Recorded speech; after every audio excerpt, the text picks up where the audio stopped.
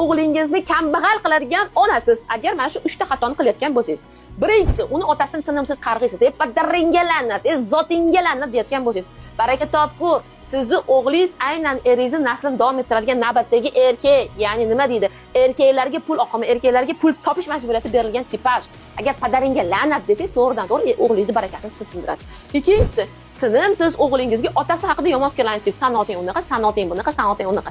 O'g'il bolani erkak kishi motivatsiyasi uni otasi bo'ladi. Xoh narkoman bo'lsin, xoh o'g'ri bo'lsin, xoh yomon inson bo'lsin, hech qachon o'g'lingizga otasini yomonlamang. Menga izohlarda yozasiz, nima yomonlamasa otasini ko'rmayaptimi deb. Otasini ko'ryapti, lekin o'g'il ham, qiz ham cheris onasi orqali otasi haqida tasavvurlarni hosil qiladi. Eng katta uchinchi asosiy xato, bu xatoni deyarli aksar ayollar qiladi. Eringizga hech qachon past nazar bilan qaramang.